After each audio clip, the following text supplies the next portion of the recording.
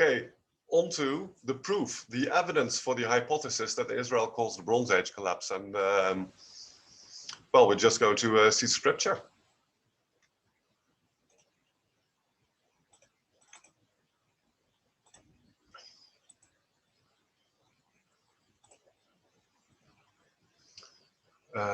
Deuteronomy 7. Deuteronomy 7. This is chapter 7 of the 5th book of the Torah. And this is what the first few verses say. I'll first read it, I'll simply read it, and next we'll break it down. When the Lord thy God shall bring thee into the land whither thou goest to possess it, and had cast out many nations before thee, the Hittites and the Girgashites and the Amorites and the Canaanites and the Perizzites and the Hivites and the Jebusites, 7 nations greater and mightier than thou. And when the Lord thy God shall deliver them before thee, thou shalt smite them and utterly destroy them. Thou shalt make no covenant with them, nor show mercy on them. Neither shalt thou make marriages with them. Thy daughter thou shalt not give unto his son, nor his daughter shalt thou take unto thy son. That's the key paragraph that I want to show you here. And let's break this down now, because there are two major things, two major points that Moses relates here. In the first place, he tells what he's going to do, or who he's going to attack, and secondly, how he's going to attack them, what he's going to do.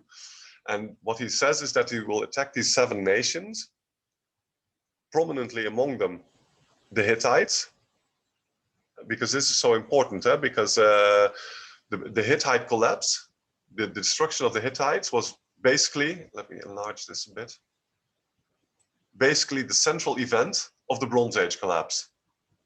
We've seen the map, but I want to make this absolutely clear so that we all know what we're talking about here. Where is it? Oh my God. There it is. The Hittite state, the destruction of the Hittite state. Also what happened in Canaan, but that is perhaps, several waves of destruction had happened in Canaan before. There was a lot of war in Canaan for a long time, but the destruction of, also very much, by the way, between Egypt and the Hittites, but the destruction of the Hittite state is absolutely central in the whole story of the Bronze Age collapse. And they collapsed around 1177, full stop. And Moses here in Deuteronomy 1 says that he will absolutely, totally annihilate the Hittites. That's what he says he's going to do, and the other tribes and nations, and he then also goes on to say that they will be absolutely slaughtered.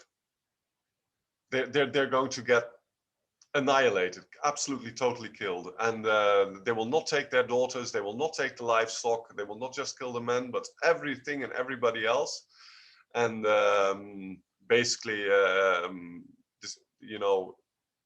I can't immediately point now to where they say they will also break everything down, but we know that this is what happened, and it's going to be an absolutely genocidal bloodbath, and everybody is going to be taken down. That's what is said here.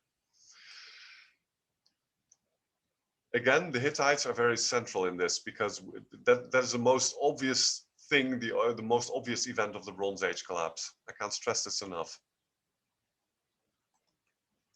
Then we move on to Joshua, because Joshua describes the geographical extent of the conquest. And I'll first again read the first few verses, and then we'll see what it's all about. Now, after the death of Moses, the servant of the Lord, it came to pass that the Lord spake unto Joshua, the son of Nun, Moses' minister. So it used to be Moses' minister, but now he's his successor and the commander of the Israelites.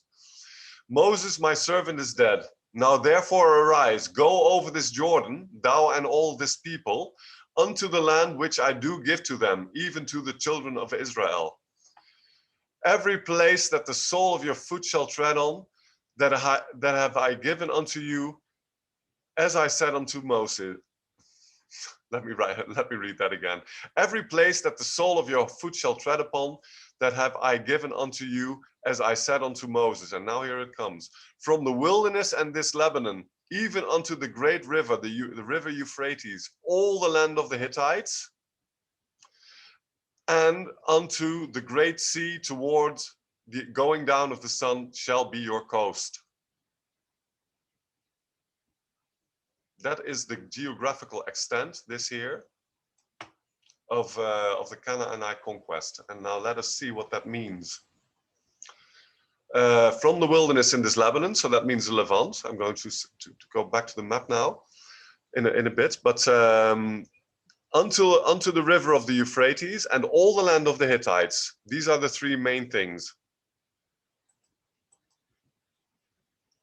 Here. Yeah, come on. Where are you? Oh, there. All the land, onto the Euphrates, that's here. That's these cities here are on the Euphrates. It doesn't really show here on, but this is Mesopotamia with the Euphrates and the Tigris. These are the two famous rivers, of course, of Mesopotamia. And the Euphrates is this one. And that is going to be the outer border here on this side. All the land of the Hittites, says Joshua 4. All the land of the Hittites, so basically Anatolia. And of course the Levant Canaan, basically up to, I don't think the Sinai is also included in this, but basically until here. So basically all this territory here is going to be the promised land. And that, you know, this is not said to be part of the Hittites, but we'll talk a little bit about Cyprus in a later video. But at any rate, this area here is the promised land, and it is exactly where the sea peoples operate.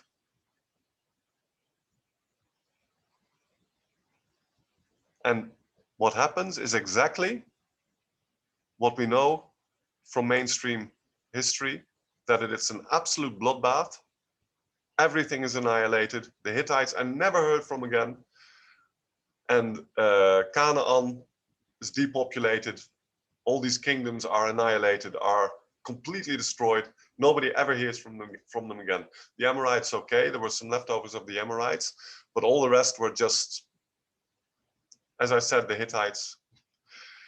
So this is the proof. This is the geographical extent. We know exactly the 7 kingdoms that were destroyed, prominently among them the Hittites, or at any rate that is what Moses claims. And these cities that Joshua says he's going to destroy, which he mentions in the chapters after what we just read, are these cities. It's completely obvious. And it's very hard to argue with this or against this. Not that I don't want people to argue this, because I think all this deserves really very serious scrutiny by truth seekers, but also by biblical scholars, theologians, and of course very much historians, because this is the fact alone that Joshua and Moses claim these events is simply a major historical fact that is being ignored by everybody. And the great question, who are the sea peoples, involves exactly the events in the geographical area that Joshua very clearly delineates. The Hittite country, land, the Canaan, of course, the Levant, and all the way up to the Euphrates. There it is. And not only that, so we know that the Bronze Age collapse happened, because there is another major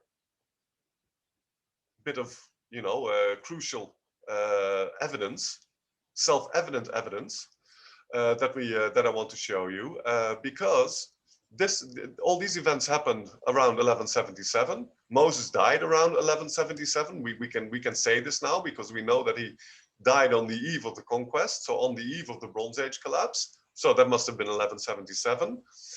And this is where it went wrong, because the biblical timeline says he died even centuries earlier, and this is why people were always digging in the wrong places, looking in the wrong places, because everybody was looking centuries earlier for Moses. But the biblical timeline is wrong, and it's not scripture. Very important. So Christians, don't worry. We can improve the biblical timeline without doing anything to the Bible. The fact of the matter is that Jerome was wrong. Moses died 1177 before Christ. That's when he died. And Joshua is the man who committed this. And Joshua, therefore, is now promoted to the absolute biggest warlord, you know, basically of all of history, but at any rate, most certainly of antiquity. And only the first that can compete with this gigantic act, this gigantic conquest, is Alexander the Great, which, you know, also came from here and went also in here, and basically was the same conquest actually.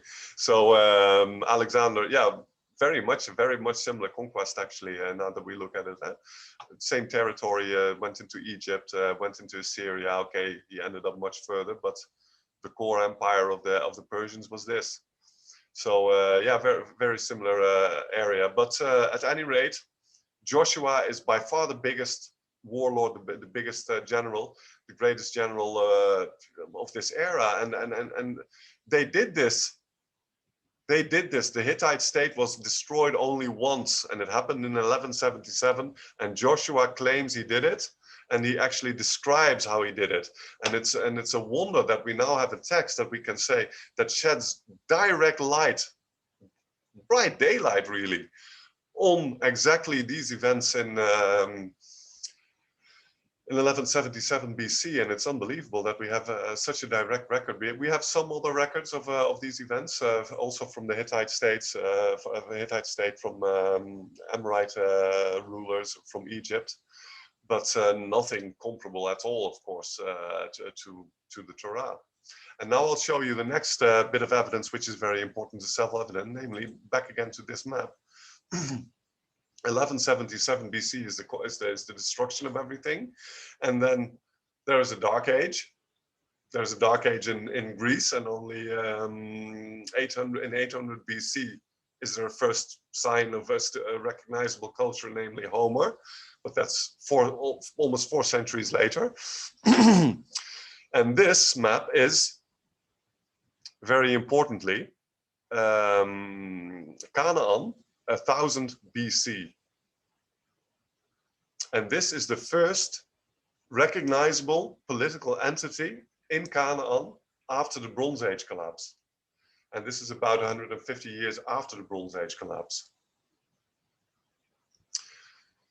And it is very self-evident and major proof that Israel caused the Bronze Age collapse, because they are the successor power in the area. It is self-evident that those who won the war found the next empire, the next kingdom in this case. Who else could have won the war? Who else could have caused the Bronze Age collapse but Israel, as they are the next entity there? And if you read the Bible, if you continue after the book of Joshua, next come the story of the Judges, and we will be discussing this extensively when we discuss the timeline. But the Judges ruled for about 150 years. And I will show you this. When I repair the biblical timeline, I will show you this to you, that the Judges ruled about 150 years. And then there was the first king, Saul. And this was the kingdom of Israel around 1000 BC. So what the Bible describes is fully validated by mainstream history, which calls the period of the Judges a dark age. And it was, because the whole area was entirely depopulated. All cities had been entirely destroyed. So basically the Israelites were a nomadic people, and they slowly started repopulating the land, cultivating the land, building new cities, new hamlets, new, you know, whatever. And this is what happened. And only around 150 years later do you recognize a strong kingdom, a strong, and of course Judah and Israel. Judah was a big tribe, so they had their own kingdom, but Judah and Israel were together. They were together, the 12 tribes.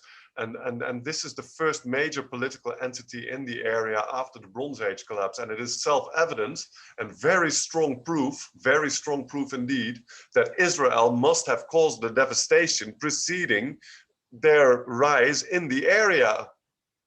They conquered the place. That's what they did.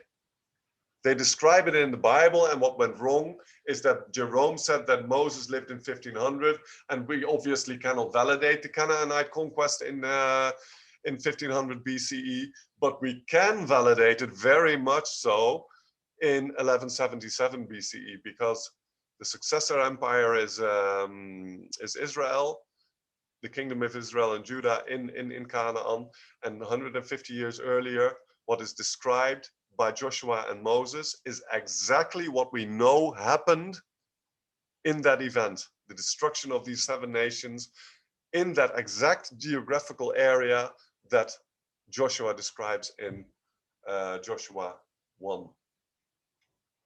And that's the evidence. And I think it is self-evident, to be honest. I think it is very self-evident. Once you see it, of course, because it was not overlooked forever for nothing, but the proof speaks for itself. And again, I think this deserves very serious scrutiny, and I would be very interested to hear from anybody who thinks that he can rebut this.